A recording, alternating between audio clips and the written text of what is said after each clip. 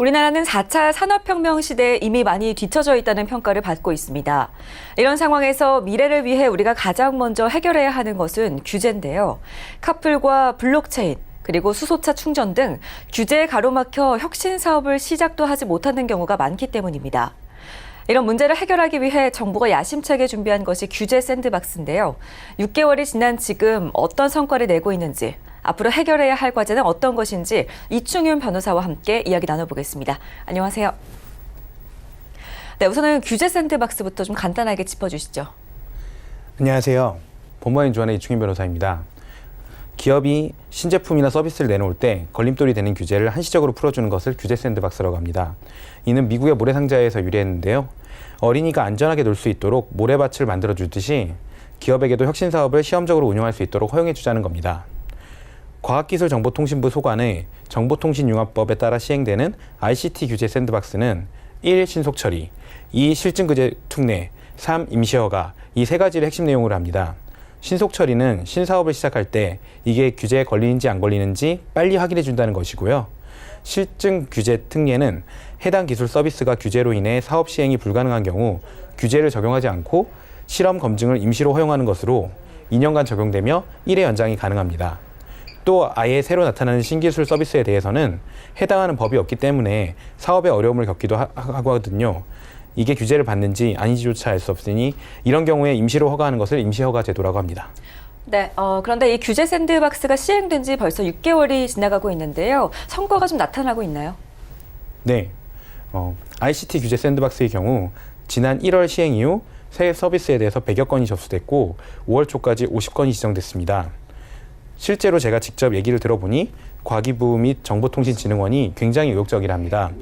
법률 등 전체 서비스 상담을 친절하게 진행하고 지방 출장도 마다하지 않는다고 합니다. 또 신청한 기업들 얘기를 들어봐도 신속하다, 명확하다, 가이드라인을 친절하게 주려고 노력한다 등의 긍정적인 반응이 나오고 있습니다. 네, 그렇다면 대표적으로 좀 소개해 주실 만한 사업이 있을까요? 네, 대표적으로 광주의 뉴코 에드윈드는 배달용 오토바이에 디지털 배달통을 설치하여 음식 업체와 대표 음식을 광고하는 서비스를 실증 특례를 신청했습니다. 현행 5개 광고물법은 오토바이 등 교통수단에서 전기 사용이나 발광 방식의 조명을 이용하는 광고물을 금지하고 자동차 관리법은 자동차 제작자를 제외하고 자동차에 등화기 등을 설치하는 것을 금지하고 있어 그동안 오토바이에 디지털 광고를 할 수 없었습니다. 심의위원회는 2차례에 걸쳐 이 서비스에 대하여 수기하였고 실증 규제 특례를 부여하여 광주 인근에서 최대 100대 이내의 오토바이에 우선 적용하도록 하였습니다. 그리고 6개월이 경과한 후 사고 유무 등을 감안하여 상향 가능하도록 조정할 수 있습니다. 사고가 날 수 있으니까 무조건 안 돼가 아니라 먼저 사업을 해볼 수 있게 규제를 풀어주고 일정 기간이 지난 후에 사후 규제를 한다는 취지인 거죠. 네, 규제 샌드박스가 소기의 성과를 거두고 있는 것 같습니다. 그런데 이 규제 샌드박스도 완벽한 이런 제도는 아니라는 지적도 많이 나오고 있습니다. 어떤 한계가 있을까요? 네, 임시방편일 뿐이라는 회의적인 시각이 존재합니다. 법적 규제는 통상적으로 포지티브 규제와 네거티브 규제로 나눠집니다. 포지티브 규제는 정책 법률상으로 허용되는 것을 정해주고 이외의 것들을 막는 것을 의미합니다.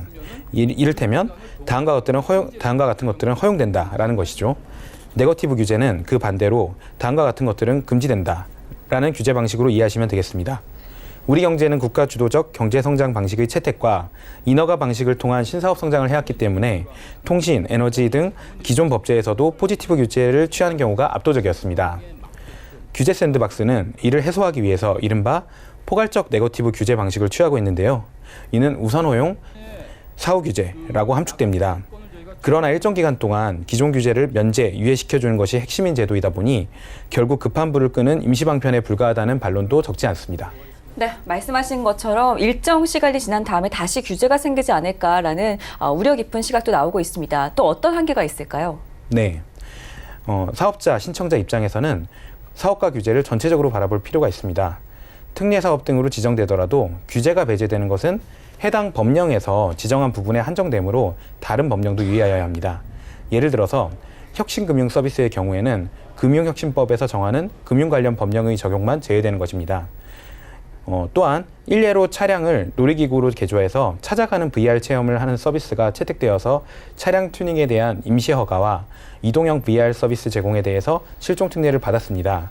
하지만 자동차 관련법상 차량 안전검사와 관광진흥법상 시설물 검사라는 다른 법의 절차를 거쳐야 해서 실체적으로 운영을 하기까지는 2달 가까운 시간이 추가적으로 소요되었습니다. 그러므로 전체적 다각적인 법률 검토가 필요할 것이라고 판단됩니다. 네, 지금까지 이충윤 변호사와 함께 규제 샌드박스의 성과와 함께 앞으로 나아가야 할 방향에 대해서 짚어봤습니다. 오늘 말씀 고맙습니다. 감사합니다.